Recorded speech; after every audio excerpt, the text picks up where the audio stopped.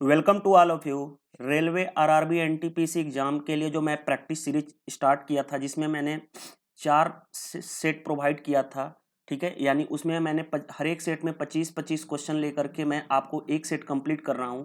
तो एक सेट पूरी की पूरी तरह से कंप्लीट हो चुकी है। ये है प्रैक्टिस सीरीज का 5 पार्ट वीडियो।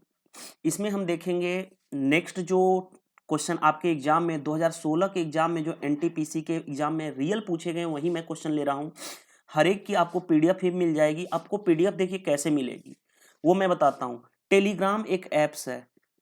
अपने टेलीग्राम ऐप्स को अपने मोबाइल में डाउनलोड कर लीजिए, टेलीग्राम ऐप्स प्ले स्टोर में जा करके। उसके बाद मैं इस वीडियो के कमेंट्स के नीचे उस पर आप अकाउंट बना लीजिए। उसके बाद मैं इस कमेंट्स बॉक्स में आपको लिंक दे दूंगा, उस लिंक पे क्लिक करके आप ज्वाइन हो जाइएगा।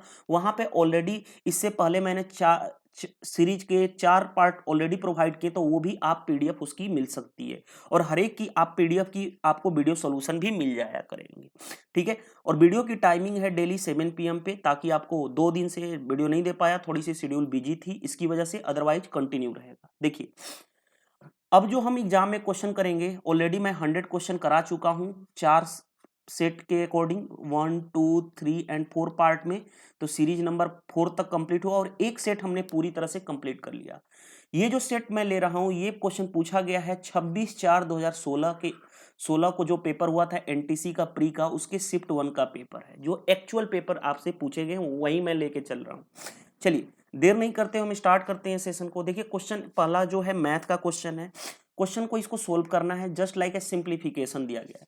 दिया गया है क्या, मैं लिख भी देता हूं, 0.14 अपॉन 1.4 का होल स्क्वायर प्लस माइनस दिया गया है 0.11 अपॉन 1.1 का क्या दिया गया है होल स्क्वायर प्लस 0.13 अपॉन 1.3 का क्या दिया गया है होल स्क्वायर।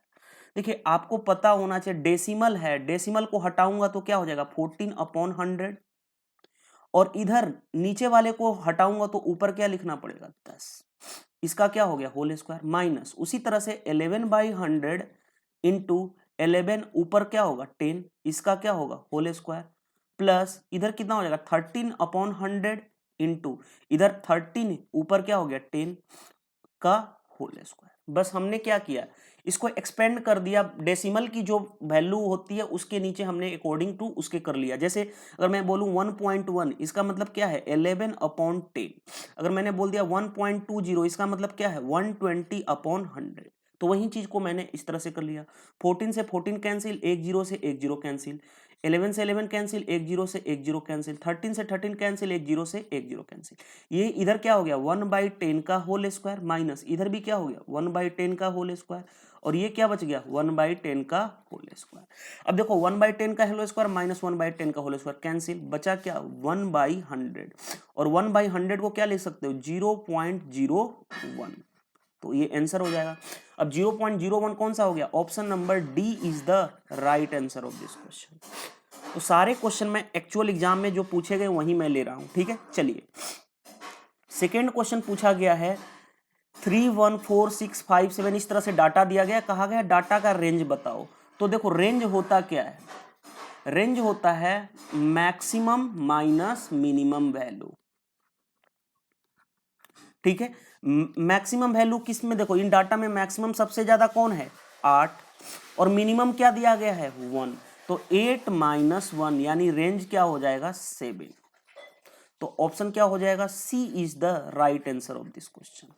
सारे क्वेश्चन आपके एक्चुअल एनटीपीसी के एग्जाम में हुए हैं। 26/4/2016 का जो पेपर हुआ था शिफ्ट 1, उसके ही मैं क्वेश्चन ले रहा हूं। चलिए, नेक्स्ट क्वेश्चन भी आपको मैथ के ही पूछे गए थे।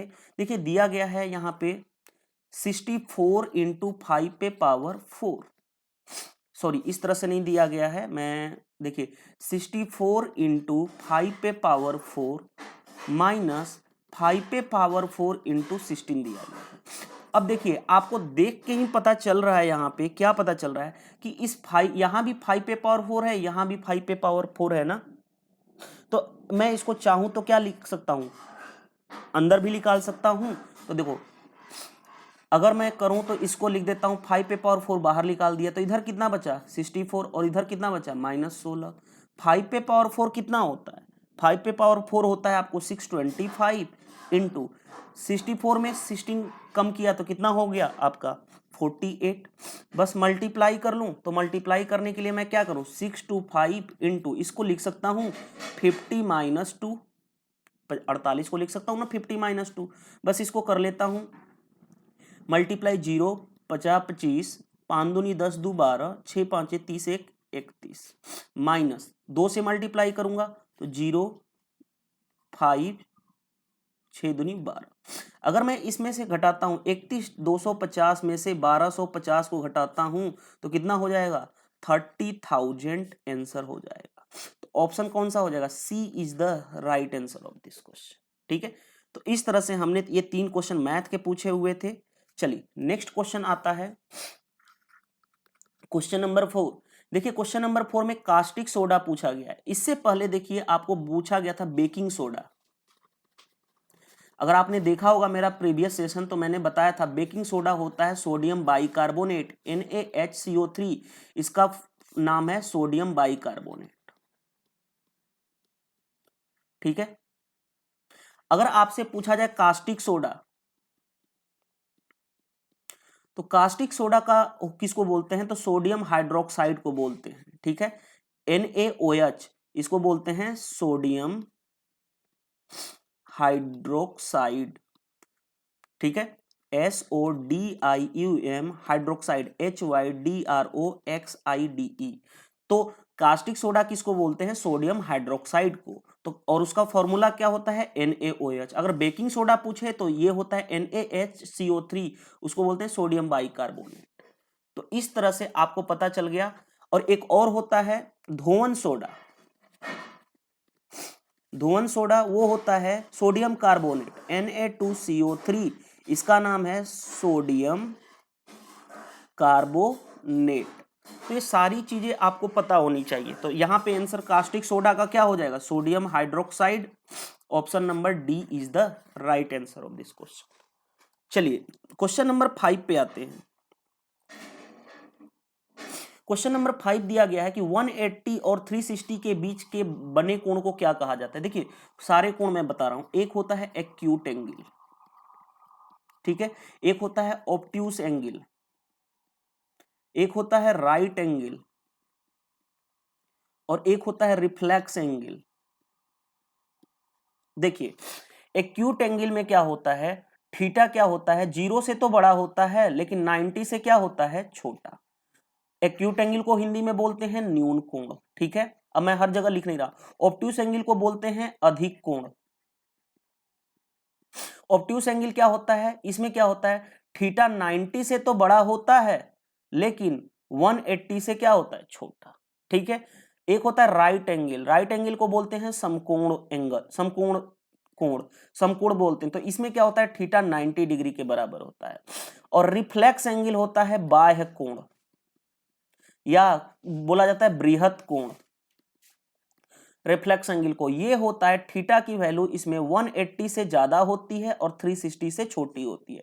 तो यही पूछा गया 180 और 360 के बीच कौन सा होगा कोण बनेगा तो रिफ्लेक्स एंगल। अधिक कोण नहीं, न्यून कोण नहीं, समकोण नहीं, कौन सा बनेगा बृहत कोण यानी रिफ्लेक्स एंगल। ये 180 से बड़ा होता है और 360 से छोटा होता है। तो option number C is the right answer of this question. चलिए नेक्स्ट क्वेश्चन पे आते हैं। नेक्स्ट क्वेश्चन जीएस का क्वेश्चन दिया गया है। देखिए क्वेश्चन क्या दिया गया है ने एटम बम का आविष्कार किया था। देखो एटम बम, तो एटम बम का आविष्कार किसने किया था आपको पता होना चाहिए। तो वो थे जे रॉबर्ट ओपनहेमर। ठीक है, तो इन्होंने क्या किया था आविष्कार किया था। हमारा आंसर क्या हो जाएगा ऑप्शन नंबर ए। लेकिन अब इसके बारे में आपको पता भी होना चाहिए एटम बम अभी तक कहां गिराया गया है। अभी तक की बात करें तो वर्ल्ड वार सेकेंड हुआ था, यानी कि हिंदी में बोले तो द्वितीय विश्व युद्ध। उस टाइम क्या किया था अमेरिका ने जापान पे 2 एटम बम गिराए थे। जापान पे 2 एटम बम गिराए थे। जापान में भी कहां पे हिरोशिमा और दूसरा जगह था नागासाकी। इन दोनों जगह पे अमेरिका ने क्या गिराया था एटम बम। अब एटम बम कौन से दिन गिराया गया था तो 6 अगस्त 1945 को, उसके 3 दिन बाद 9 अगस्त 1945। ये सारे क्वेश्चन आपसे पूछे जा चुके हैं। फिर हिरोशिमा पे जो बम गिराया गया था, एटम बम, उस बम का नाम पूछा गया है क्वेश्चन आपके एग्जाम में, तो वो था लिटिल बॉय। और जो नागासाकी पे गिराया गया था उसका नाम था फैट मैन। तो ये सारी चीजें आपको इन्फॉर्मेशन पता होना चाहिए। कल को आपसे पूछा जाएगा वो अभी तक कहाँ पे, जापान में कहाँ पे गिरा था एटम बम, तो हिरोशिमा और नागासाकी पे। किस दिन गिरा था? 6 अगस्त 1945 डेट थी। और उसके 3 डेज के बाद फिर बम गिराया गया था, एटम बम, 9 अगस्त 1945 को। जो हिरोशिमा पे गिराया गया था उसका नाम था लिटिल बॉय, जो नागासाकी पे गिराया गया था वो। ये सारे क्वेश्चन मैंने दिया है ना, सारे क्वेश्चन आपके एग्जाम में पूछे जा चुके हैं, कितनी बार पूछे गए हैं, तो आपको सारा इंफॉर्मेशन पता होना चाहिए। चलिए नेक्स्ट पे आते हैं, क्वेश्चन नंबर 7। वयस्क शिक्षा संगठन, एडल्ट एजुकेशन ऑर्गेनाइजेशन, ज्ञान प्रसारण मंडली की शुरुआत किसने की थी? तो ये जो क्वेश्चन है ना कि एडल्ट एजुकेशन ऑर्गेनाइजेशन का जो प्रशासन मंडली की शुरुआत जो किसने की थी? दादा भाई नौरोजी ने की थी।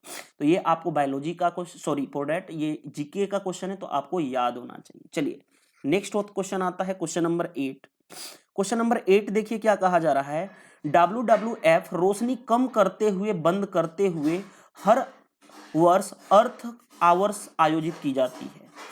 देखो ये अर्थ आवर क्या होता है? अर्थ आवर क्या है कि हर वर्ष एक मनाया जाता है, अर्थ आवर आयोजित की जाती है। इसका क्या मुख्य रीजन है? इसका मुख्य रीजन है कि हमारा जो टेम्परेचर, जो हमारी टेम्परेचर की वृद्धि के बारे में क्या है, मैं अगर आपको बताऊं एक तरह से कि टेम्परेचर को, इसका मेन मुख्य कारण क्या है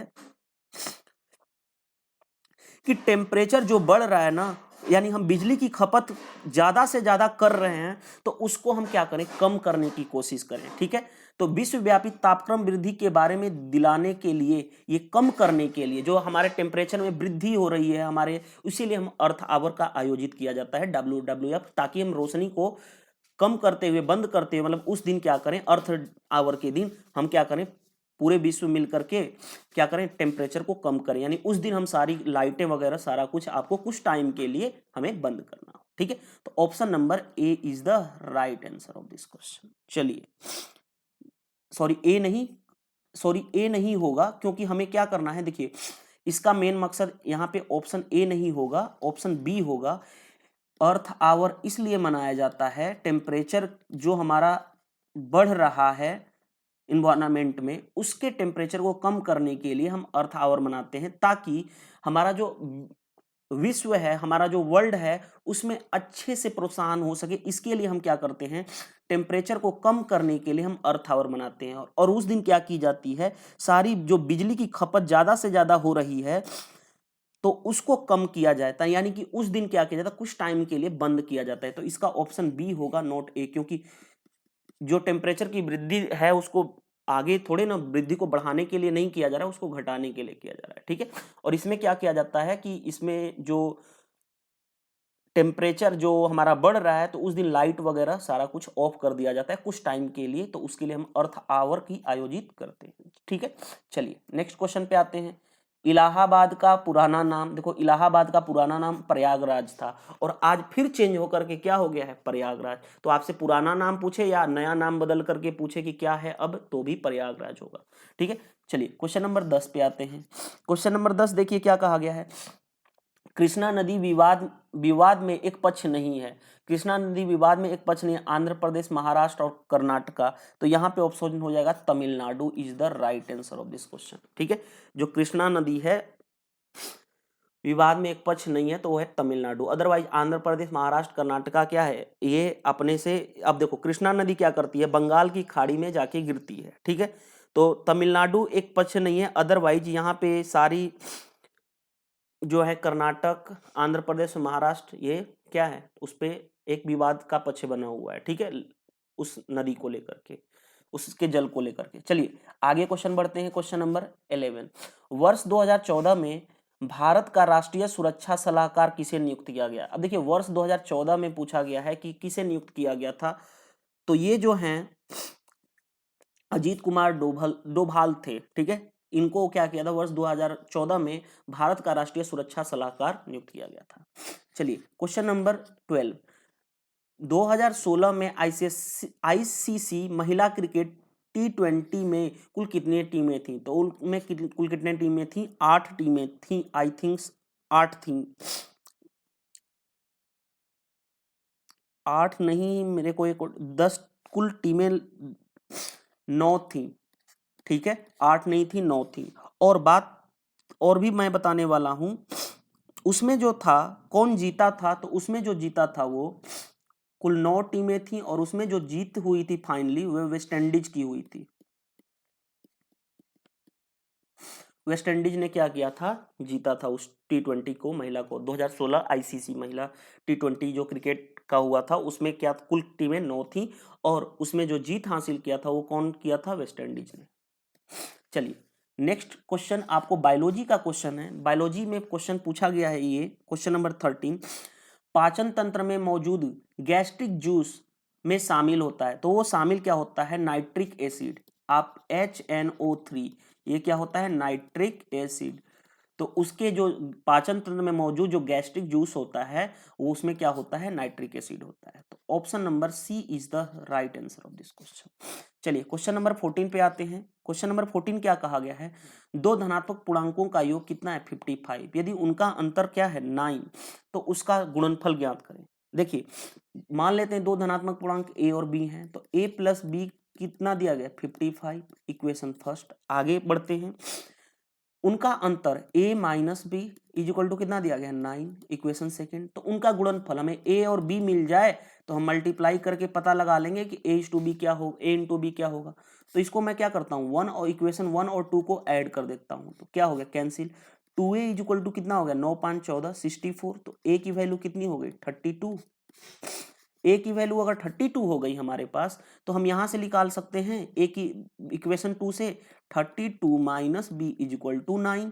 b इधर चला गया तो 32 माइनस 9, तो b की वैल्यू क्या हो गई, 22। b की वैल्यू क्या आ गई हमारी, 9 3 12 होगा, 23 आ गया।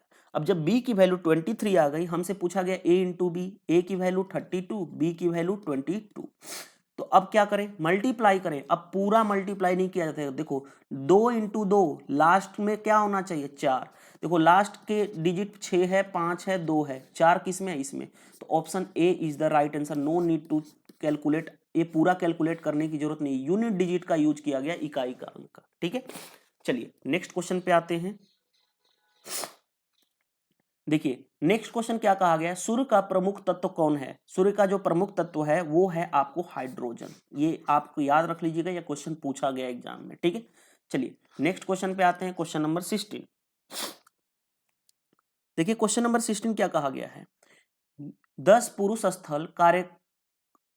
पुरुष कार्यस्थल P से Q में स्थानांतरित किए गए हैं। देखो ये P है और ये क्या है, Q है। इसमें से 10 पुरुष इसमें स्थानांतरित किए गए हैं, यानी इसमें 10% घट जाएंगे P-10 और इसमें 10% क्या हो जाएंगे, बढ़ जाएंगे, किए जाते हैं। तो P और Q में पुरुषों की संख्या बराबर हो जाती है और ये क्या हो गया, आपस में बराबर। तो यहां से मैं इसको लाऊं तो P minus Q is equal to, ये इधर जाएगा तो 10 प्लस 10 20, इक्वेशन 1 आ गया। अब आगे बढ़ते हैं, यदि 20 पुरुष कार्यस्थल Q से P की तरफ स्थानांतरित कर दिए जाए। अब देखो P है, Q है। अब दूसरा इक्वेशन क्या कहा जा रहा है कि अगर 20% Q से P की तरह स्थानांतरित किए जाएं तो P में कितना हो जाएगा, P प्लस 20, और Q में कितना हो जाएगा, Q माइनस 20। आगे बढ़ते हैं, तो Q में पुरुषों की संख्या P से आधी हो जाएगी। तो Q में जो पुरुषों की संख्या है P की आधी हो जाएगी, यानी 1/2 हो जाएगा। यही क्वेश्चन कहा जा रहा है, बस इसको हम सोल्व कर लें। देखिए सोल्व कर लेते हैं, तो यहां से मैं सोल्व करूं तो क्या हो जाएगा, P plus 20 is equal to, इधर क्रॉस मल्टीप्लाई करूं तो 2Q माइनस 40। अब आ गया हमारे पास P माइनस, इस 2Q को इधर लाऊं तो 2Q इज इक्वल टू कितना हो गया, -60, इक्वेशन सेकेंड। अब हमारा जो इक्वेशन है P minus Q is equal to 20 और P minus 2Q is equal to क्या दिया गया है, -60, ठीक है। -60 इक्वेशन 1 और इक्वेशन 2। 1 मिनट मैं लैपटॉप को चार्ज पे लगा दूं।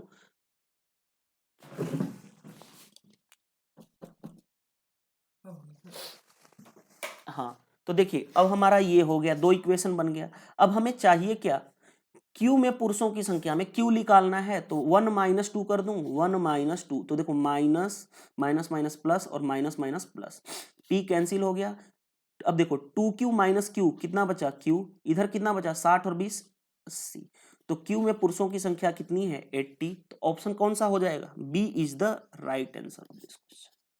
चलिए नेक्स्ट क्वेश्चन पे आते हैं, क्वेश्चन नंबर 70, रक्त में सफेद रक्त कण, देखो क्वेश्चन पूछा गया है रक्त में सफेद रक्त कण क्या करता है, प्रोटीन हीमोग्लोबिन ले जाता है, रॉन्ग, पोषक तत्वों को ले जाता है, रॉन्ग, जो रक्त में सफेद रक्त कण है वो क्या करता है, शरीर को संक्रमण से बचाता है, ठीक है, शरीर में क्या करता है, संक्रमण से बचाता है, तो ये ऑप्शन क्या हो जाएगा, C is the right answer.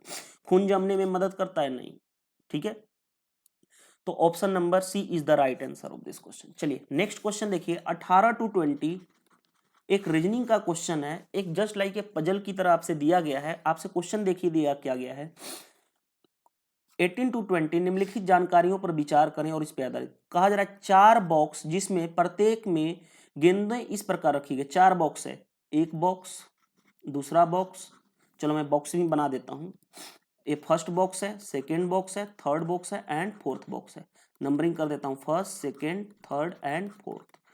अब देखिए क्या कहा गया है, बॉक्स फर्स्ट में 25 नीली, बॉक्स फर्स्ट में 25 ब्लू बॉल हैं, 15 काली, 15 ब्लू, यहां पे ब्लू लिख देता हूं, यहां पे ब्लैक हैं, आगे बढ़ते हैं, 20 रेड लाल हैं, यहां तक हो गया, आगे बढ़ते हैं, बॉक्स 4 में 35, अब 4 की बात की जाए,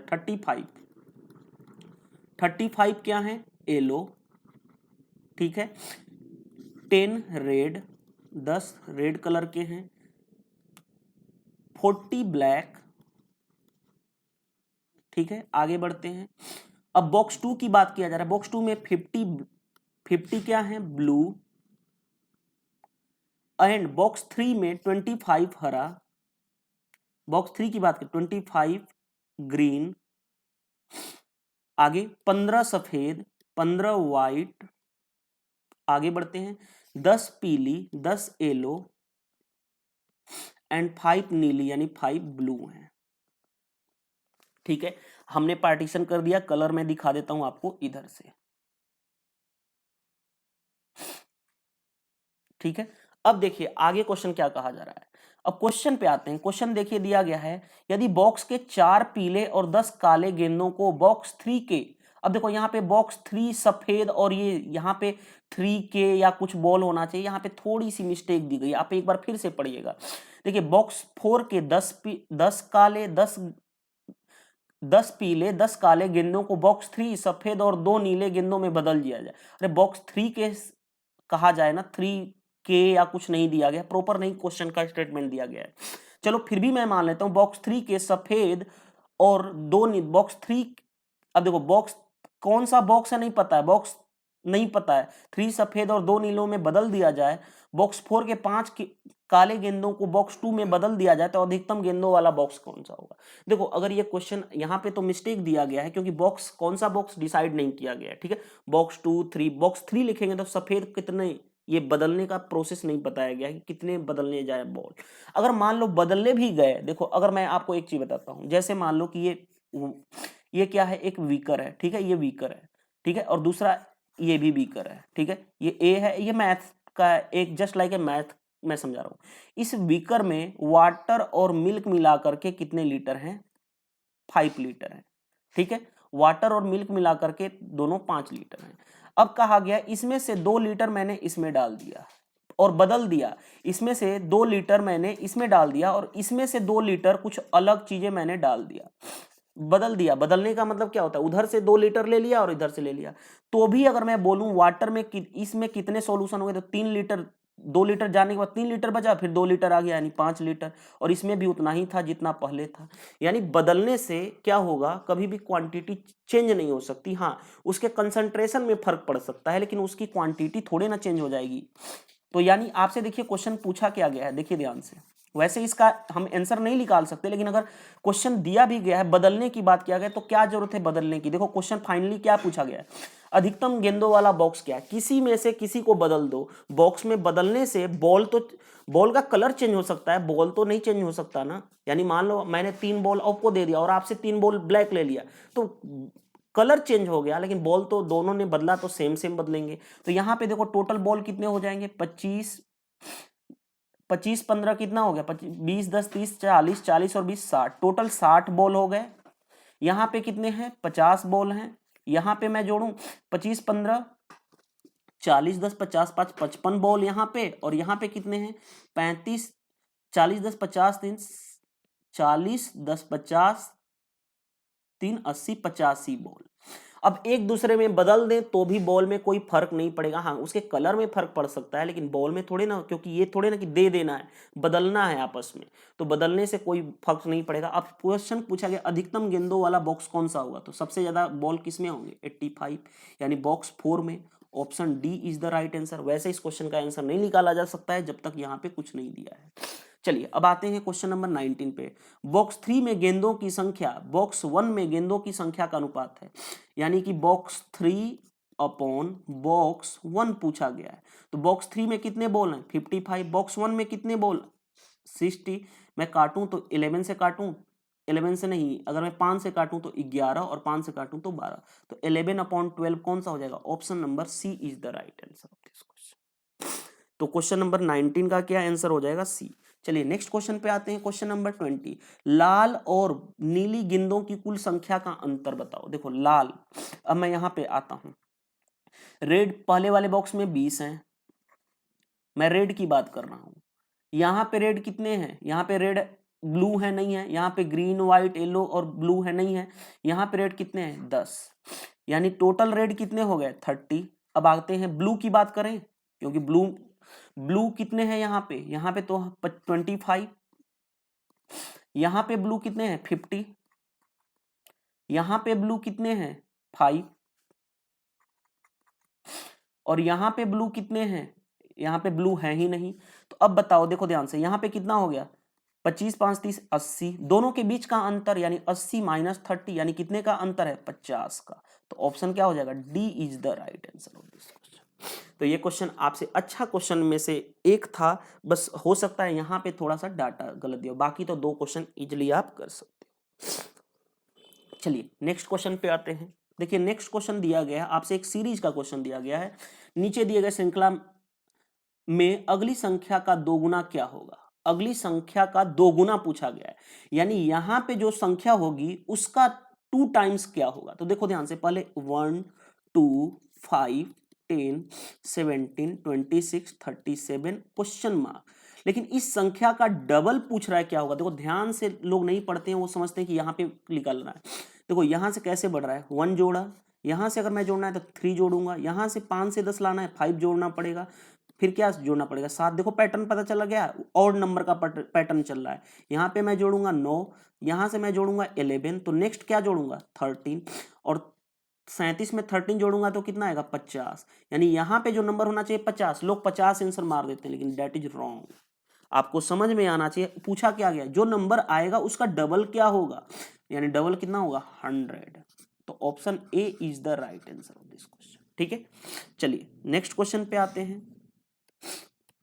क्वेश्चन नंबर 22। ये टाइम एंड वर्क का क्वेश्चन है। के और एल एक काम को 20 दिन में करते हैं, यानी के प्लस एल मिल करके कितने दिन में कर रहे हैं 20 दिन में। के अकेला 60 दिनों में कर सकता है, के अकेला उसी काम को 60 दिनों में कर सकता है, तो एल अकेला उसको कितने दिनों में करेगा। तो 20 और 60 का एलसीएम, टोटल वर्क कितना हो जाएगा, एलसीएम हो गया 60, तो एक दिन का काम 60 डिवाइडेड बाई 20 यानी 3, एक दिन का काम कितना हो गया 60 डिवाइडेड 60 1। अब बताओ के प्लस एल एक दिन में 3 काम कर रहे हैं, के अकेला 1 काम कर रहा है, तो एल कितना काम करेगा 2 काम करेगा, 3 माइनस, ये माइनस कर दूंगा तो के कैंसिल, एल की वैल्यू 2 आ गई, और एल एक दिन का इफिशियंसी उसकी 2 है, टोटल काम कितना है 60 और डिवाइडेड बाई 2 यानी कितना डेज लगाएगा 30 डेज। तो option number B is the right answer of this question. ठीक है, चलिए नेक्स्ट क्वेश्चन पे बढ़ते हैं। क्वेश्चन नंबर देखिए 23 क्या कहा गया है, विदेशों में रहने वाले भारतीयों के संबंध में असंगत विकल्प का चयन करें। कहा जा रहा है विदेशों में रहने वाले भारतीयों के संबंध में असंगत विकल्प का चयन करें। तो OCIC नहीं, NRI नहीं, PIO नहीं, क्या होगा? FCI। FCI क्या होता है? Food corporation of India. तो यहां पे ऑप्शन क्या हो जाएगा? B is the right answer. चलिए क्वेश्चन नंबर 24 पे आते हैं। कथन और उसके बाद कुछ निष्कर्ष दिए गए हैं। देखिए स्टेटमेंट दिया गया है, कहा जा रहा है वायु प्रदूषण की निगरानी यानी उसको बोलेंगे मॉनिटरिंग करने के लिए 10 कबूतर आसमान में छोड़े गए जिनकी पीठ पर वायु प्रदूषण डिटेक्टर लगा हुआ था। यानी कि कहा जा रहा है कि वायु प्रदूषण जो हमारा जो हो रहा है, वायु में प्रदूषण हो रहा है, यानी एयर पोल्यूशन, अगर मैं बोलूं एयर पोल्यूशन को मॉनिटरिंग करने के लिए, पता लगाने के लिए क्या किया गया? 10 कबूतर को, 10 पिजन को आसमान में छोड़ दिया जाता है और उनके पीठ पे डिटेक्टर लगाया हुआ है, एयर पोल्यूशन डिटेक्टर लगा दिए गए थे ताकि वो पता कर सके। अब देखिए ये तो स्टेटमेंट था, अब निष्कर्ष क्या कहा जा रहा है? कबूतर प्रदूषण का पता लगाने वाली वायु निगरानी एयरटेल पेट्रोल के सदस्य थे। सेकेंड क्वेश्चन कहा, स्टेटमेंट दिया कबूतर वायु का प्रदूषण का पता किसी अन्य पक्षी की तुलना में अच्छी तरह से लगा सकते हैं। ये देखो टोटली रॉन्ग है। हमें क्या है, ऐसे जो आप कहते हैं ना कि कबूतर बहुत तेज होते हैं, ये सब चीजें नीड नहीं है। यहाँ पे हमें क्या करना है, एक जो फैक्ट है उसके बेसिस पे काम करना है। अब खुद बताओ, जो कबूतर छोड़ा जाएगा तो क्या अन्य पक्षी से वो थोड़े ना ज्यादा डिटेक्ट कर लेते हैं? कबूतर एयर पोल्यूशन को थोड़े ना डिटेक्ट करता है। उसके पीठ पे जो लगा हुआ था वो एयर पोल्यूशन डिटेक्टर लगा हुआ था, इसकी वजह से वो डिटेक्ट करते थे। उनको ट्रेनिंग दी गई होगी उन कबूतरों को। तो एक ही ऑप्शन है कि वो ऑलरेडी है कि किसके निगरानी में होंगे? जिनके अंडर वो एयर पोल्यूशन कंट्रोलर का जिन्होंने भेजा होगा उनके मेन सदस्य के ऊपर होंगे। तो यहाँ पे तो स्टेटमेंट 2 साफ गलत दिया गया है। ऑप्शन क्या हो जाएगा? स्टेटमेंट 1 ओनली सही है। तो क्या हो जाएगा? केवल निष्कर्ष 1 क्या करता है? अनुसरण करता है। तो option A is the right answer of this question. चलिए नेक्स्ट क्वेश्चन पे आते हैं, क्वेश्चन नंबर 25। अब देखिए 25 क्वेश्चन क्या कहा गया है? टावर ऑफ विक्ट्री, जय स्तंभ कहाँ पे है? तो वो कहाँ पे है? राजस्थान में है। तो ये क्वेश्चन भी आपको पता होना चाहिए था। यहां तक हमने क्या किया, 1 से 25 क्वेश्चन कर लिए। नेक्स्ट जो हमारा कल होगा उसमें हम करेंगे 26 से 50 क्वेश्चन। इस तरह से हम हर एक पार्ट में एक एक आपको 25 का सेट ले रहे हैं। देखिए वीडियो अच्छी लगती है तो लाइक जरूर किया कीजिए, और ये टारगेट को अचीव करोगे तो आपको नेक्स्ट वीडियो बहुत जल्द मिलने वाली है। ठीक है, तो आप लोग जो लोग भी प्रैक्टिस कर रहे हैं अपने फ्रेंड्स के पास शेयर कीजिए, क्योंकि यहाँ पे आपको मैं एकदम अच्छे से लेकर के आपको समझा रहा हूँ, एक्सप्लेन कर रहा हूँ किस तरह से आपको कवर अप करना है। और जितनी ये सीरीज चलेगी, जब तक एग्जाम नहीं होगा तब तक उतना कर लोगे तो आप सारे क्वेश्चन को अच्छे से अटेम्प्ट करके आ जाओगे। Thank you, bye bye.